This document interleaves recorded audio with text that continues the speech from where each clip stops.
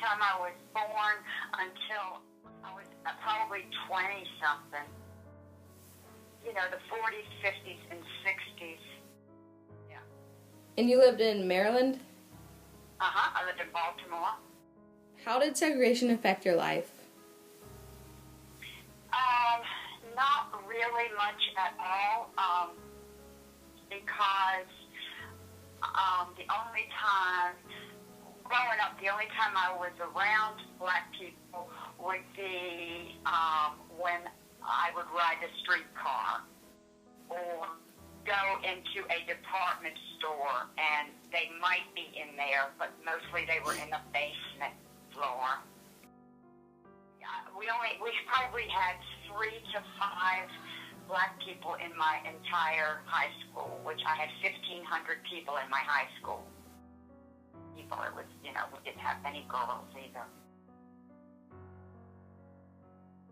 The one story that sticks out in my mind is after a Young Life meeting one night, just one black boy was in Young Life, and so we decided we would go to a local drive-in kind of a restaurant.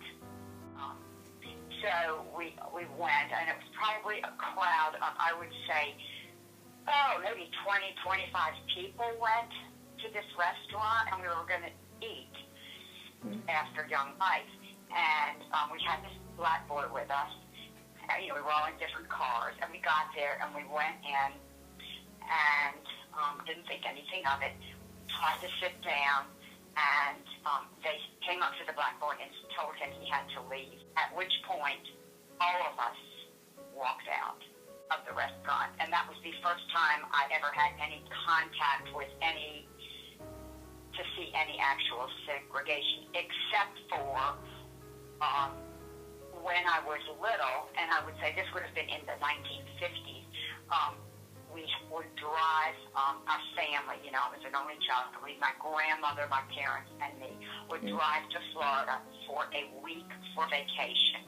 So we would drive all the way down there. So we got to ride through the South, from Baltimore, you know, down to Florida, it's due south. So we would ride through, and I remember seeing in Georgia particularly, South Carolina and Georgia, and I don't remember this in Florida or whatever, stopping at gas stations, and there would be, they call them colored instead of black, there would be a bathroom for the colored people, and it would say COLORED, and then the other was, you know, whites only. And then they also, like if you saw a water fountain, it would say colored only and white only. They would have 2 water fountains. And that blew my mind even as a young child.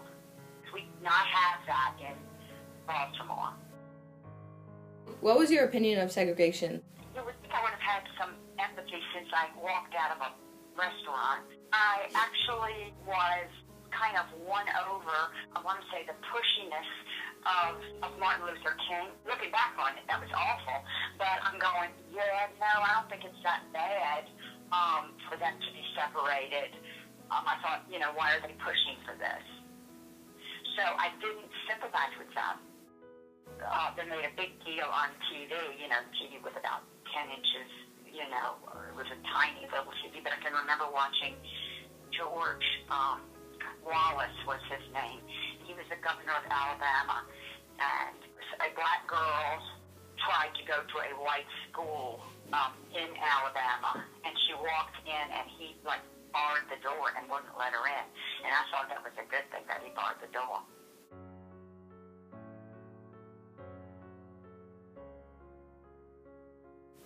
It's changed tremendously. I don't see a lot of discrimination.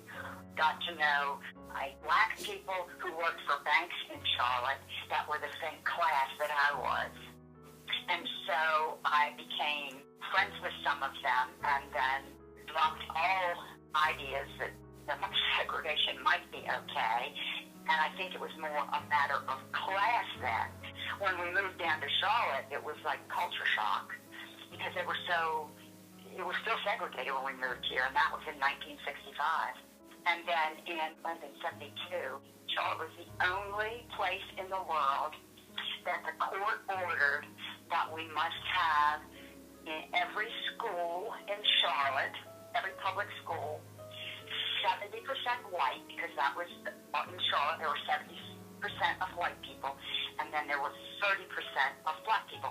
So some judge ruled that, I think it was something like Swan versus the Board of Education or something, I forget the name of the law, but Charlotte was picked as the only place that had to do this, and we had to have crosstown busing. And Charlotte didn't handle that real well, and the parents said, no, we're not doing this after a while. They changed schools every year because every school, people would move, and then they wouldn't have 30% of black around the school. And then also, say your basketball team would have had to have been 70%, this was in the 70s, 70% white and 30% black. So if you had, say, 10 girls that, say, would make the team, 7 of them could be white, and then 3 had to be black. Ivan grew up in just the opposite of what I did, and he was in Erie, Pennsylvania, which is a very industrial town, and his high school was majority black. There were just very few whites, and Ivan was bullied by a black guy in high school who was jealous, and they'd all walk to school. He didn't even have a bus or anything, but Ivan would have to walk with the guy would beat him up, knock him over, take his books, whatever. Ivan finally, if you go to the bank, you can get a roll of, say, quarters, and Ivan would walk to school with that in his fist, so he could hit the guy when the guy started bullying him again. Well, Ivan was the reverse. He was discriminated against because he was white.